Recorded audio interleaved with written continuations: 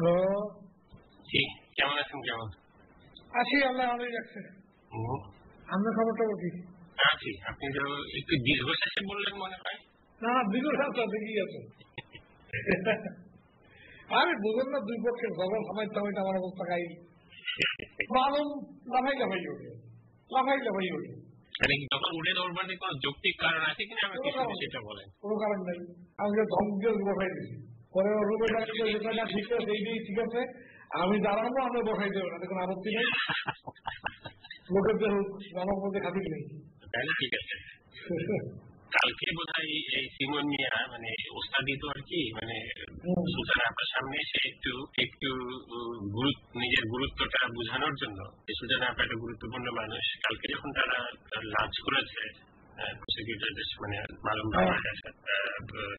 আয়োর সাথে, তো সেইখানে এসে আমরা যে জিনিসটা আলোচনা করেছিলাম যে আমরা নিজেরা মালুম ভাইয়ের সাথে, উনিও ছিলেন, তারেকও ছিল, সেদিন যে রাত 2টা পর্যন্ত যে বড় একটা আলোচনা হলো যে আমাদের অ্যাপ্রোচটা কি হবে, তারপরে কি আসবে, কোনখানে গিয়ে এটা সাক্ষী এটা শেষ হয়ে যাবে, তারপরে হচ্ছে মানে আমরা কোন সাক্ষীটা দিব, এই যে এইসব যে আলোচনাটা যখন উনি ওই ওনার ওই মালুম ভাইয়ের ভাষাতে এটা হলো যে আওয়ামী লীগের আর কি মানে শিক্ষা আর কি, আওয়ামী রাজনীতির শিক্ষা আর কি, যে নিজের গুরুত্বটা দেখানোর জন্য বলছে যে আমরা এরকম চিন্তা করতেছি, আমরা আপনার পরে আমরা শ্বশুর ঘরে রাখবো না, এটা করবো না, সেটা করবো না। মালুম ভাইয়ের কথা অনুযায়ী উনি চেষ্টা করছে, কিন্তু দেখা ইশারা দিছে, কিন্তু উনি আমার কথা আছে, আমি কথাটা বলে নিই আর কি।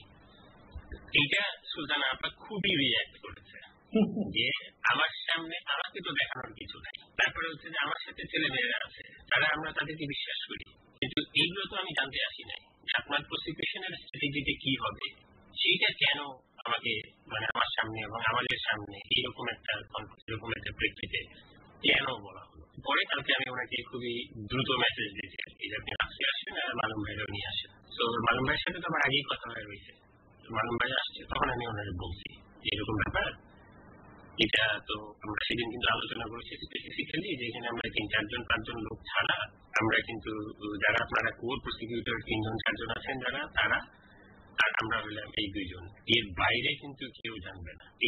এটা কি করে, এটা আপনি মানে এটা যে প্রথম বলছে এটা আমরা এরকম জানছি, এটা সত্যি কথা। এই ধরনের কথাবার্তাগুলো যেগুলো আসলে বলার কথা না, সেগুলো কেন বলা হয়েছে আর কি। তখন উনি অলমোস্ট ইনোসেন্ট একটা প্লে করতেছে যে কে করছে। আমি করি আসলে আপনার নামই আসছে, আমি দেখি যে সরাসরি না বললে এটা হবে না আর কি, এবং এটা আপনি কোথায় কখন এই আপনি এই খাওয়ার সময় লাঞ্চ আনার সময় এরকম তখন তো আর কিছু বলবো। মালুম ভাই বলতেছে যে হ্যাঁ আমিও তো ছিলাম, আমি একটু ইশারা দেওয়ার চেষ্টা করছি। দেখেন গোলাম, এরপরে এখান থেকে আমি খুবই পরিষ্কার করে বুঝে নেন যে এই বড় কেসটা সম্পর্কে এই যে 3-4 আপনারা যারা কোর প্রসিকিউটর আছেন, এদের বাইরে যদি থার্ড পার্সনও থাকে, তখন এগুলো নিয়ে আপনারা আলোচনা করবেন, একদম আলোচনা করবেন। মানে এই আলোচনাগুলো আমাদের স্ট্র্যাটেজিক আলোচনাগুলো যেন কোনো অবস্থাতে বাইরে না যায়। কিন্তু ওই ওই মানে হয় অত গুরুত্ব বুঝে নেয়, অথবা নিজের গুরুত্বটা একটু জাহির করতে চায়, গুরুত্বপূর্ণ ব্যক্তির সামনে, সুলতানা কামালের মতো একটা মানুষের সামনে যে আমি যে কি টাইপের, এটা একটু মানে এই জিনিসগুলো এখন তো আমরা ওনার সামনে, এখন তো ওনাকে তো আমরা অলমোস্ট বাদ, মানে এই স্ট্র্যাটেজিক আলোচনাগুলো এরপরে তো আরো কোর আলোচনা হবে আর কি, যেগুলো আসলে রিয়েলি এই কেসে আমরা কোন কোন পয়েন্ট আর্গু করবো, কোন কোন পয়েন্ট আসবে, কিভাবে এটাকে কনস্ট্রাক্ট করা হবে, এইসব আলোচনা তো তখন মানে ডিফিকাল্ট হয়ে যাবে। তো এখন যেটা আমরা ঠিক করছি যে আমরা মোটামুটি আবার এই মানে ওল্ড গ্রুপ আবার মানে এই 4 জনের গ্রুপ আবার রিঅ্যাক্টিভেটেড হবে, মানে হয়ে গেছে আর কি, ভালোই হয়েছে হয়েছে, আবার ব্যাক টু সবাই ফর্মে চলে আসছে, যে যতটুকু পারে ম্যাক্সিমাম সময় দিবে। মৌসিনা হচ্ছে বিলিয়াতে শুরু করছে, বিলিয়ার নাকি ডিরেক্টর, আমি এটা জানতাম না, উলিউর রহমানকে বহিষ্কার করে দিয়েছে, এটা জানতেন আপনি? উলিউর রহমান নাকি বহুদিন আগে বহিষ্কৃত, এখন মানে অ্যাক্টিং ছিলেন, ডিরেক্টর ছিলেন স্বাধীন মালিক, এখন ওনাকে মানে কনফার্ম করছে আর কি। আমি জানতাম মানে উলিউর রহমানের বোধহয় একটু ফাইন্যান্সিয়াল হয়েছে আর কি, এখন সে ওইখানে ওই জয়েন্ট ক্রিমিনাল আরো কিছু রিসার্চ করতে বলছে আর কি, আজ রিসার্চার 2টা পেপার করতে হবে, কি করতে হবে না করতে হবে, তার প্লেন্টি অফ সময় আছে ওইখানে, কাজে মুসিনা দিনের বেলাতেও প্রচুর কাজ করতে পারবে, এবং রাত্রে যদি থাকতে হয়, যে মানে যদি বেশি রাত্রে প্রয়োজন পড়ে তাহলে বিশেষ করে আপনার কাছে যেখানে ফিজিক্যালি যাওয়ার প্রয়োজন পড়বে রাত্রে হয়নি, সেটা আগে জানলে সে করে ফেলবে বলছে। হয়তো আমাদের মিটিংটি মানে গ্রুপটাকে আবার চাঙ্গা করা গেছে আর কি, হ্যাঁ, মানে ব্যাক টু ফর্মে চলে আসছে। এই যে এই সিমন এরা আসলে এফিসিয়েন্ট না, এরা কিন্তু ঝামেলা করার ব্যাপারে খুবই এফিসিয়েন্ট। আবার ভালো মানে ভেতরের আওয়ামী লীগ আছে আর কি। এবারে উনি ঠিক প্রসিকিউশন নিয়ে বেশি ইন্টারেস্টেড না, হচ্ছে কি যে ওনার উনি যে চেষ্টা করবে এরপরে তো পরিষ্কারই বোঝা যাচ্ছে যে উনি নির্বাচনের জন্য চেষ্টা করবে। এখানে চেষ্টা করছিল ওই যে ইলেক্টেড বা সিলেক্টেড হওয়ার জন্য ডিস্ট্রিক্ট চেয়ারম্যান, সেটা হলো না। এমন লোকদের দিল আর কি, যে শুধু প্রসিকিউশনটা যদি একটু এফিসিয়েন্ট লোকদের হাতে পড়তো না, তাহলে কিন্তু পরিবেশটা একটু অন্যরকম হয়ে যেত। আমার কথা এ বিষয়টা কারা, আমি সেটাও বুঝি না কিছু। বাংলাদেশে এই আইনের উপরে এই বিষয়টা পাবো কই আমরা? আমিরুল ইসলাম এটা কেন করবে? কামানোর সামনে ক্রিমিনাল বোঝা না, এদেরকে বেশিরভাগই প্রসিকিউটররা আসলে গুড লয়ারের সংজ্ঞায় পড়ে কিনা, মানে যে যে এরিয়াতে কাজ করে তার ক্রিমিনাল লতেই কাজ করুক, কোনো অসুবিধা নেই। কিন্তু ক্রিমিনাল লতে তারা কি গুড লয়ারের ডিফিনিশনে পড়ে, সংজ্ঞার ভিতরে আসে, এইখানে হচ্ছে আমাদের সমস্যাটা হচ্ছে।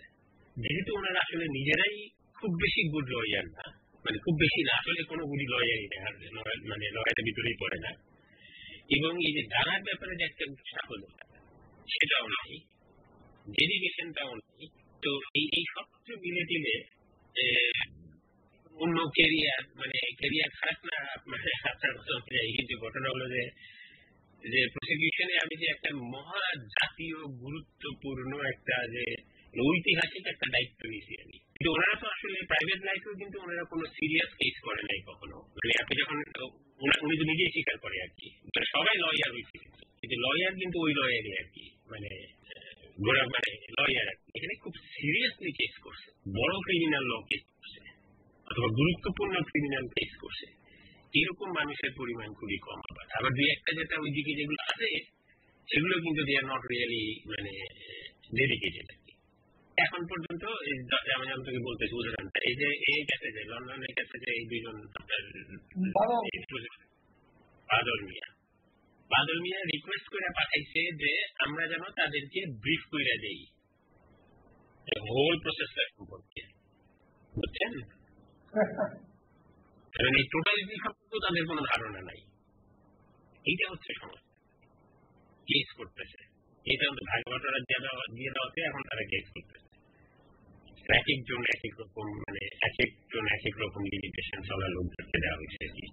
এনিওয়ে তারপরেও যেভাবে প্রসেসটা আগাচ্ছে এটা হলো আমাদের ফাইনাল কথা হলো ওইটাই অলওয়েজ, যে প্রসেসটা এইটা despite everything we are very happy. Rahan একটু মানে সেদিনও রাহানকে বলছি, কালকে সেদিন বললাম আর কি, দেখেন আমরা তো, আমি ব্যক্তিগতভাবে বলতে পারি না, অন্তত আমি অন্য কারোর কথা জানি না, কিন্তু আমি নিজে জানি আমি এত বছর ধরে 71 নিয়ে চিন্তা করি, আমরা বিভিন্ন ভাবে ডিরেক্টলি ইনডাইরেক্টলি আমরা কাজ করছি এবং প্রচুর কাজ করছি ডিরেক্টলি, কিন্তু আমরা কিন্তু কখনোই বিশ্বাস করি নাই যে বাংলাদেশে বিচার হবে একদিন। আমরা কিন্তু এইটা অলমোস্ট দাবি হিসাবেই থাকবে এবং আমরা ক্যাম্পেইন করেই যাবো আর কি। দ্যাট ওয়াজ অ্যাট বেস্ট আমাদের ইচ্ছা ছিল আর কি, মানে আমাদের প্রত্যাশা ছিল। আমার মনে হয় না যে কেউই করতে পারবে যে আমরা জানতাম যে বিচার হবে একদিন, এত বছর ধরে কোনো খবর নেই আর কি। তো ফ্যাক্ট যে এখানে বিচার শুরু হয়েছে এটা একটা বিরাট, মানে বিরাট একটা, মানে ট্রিমেন্ডাসলি হিস্টোরিক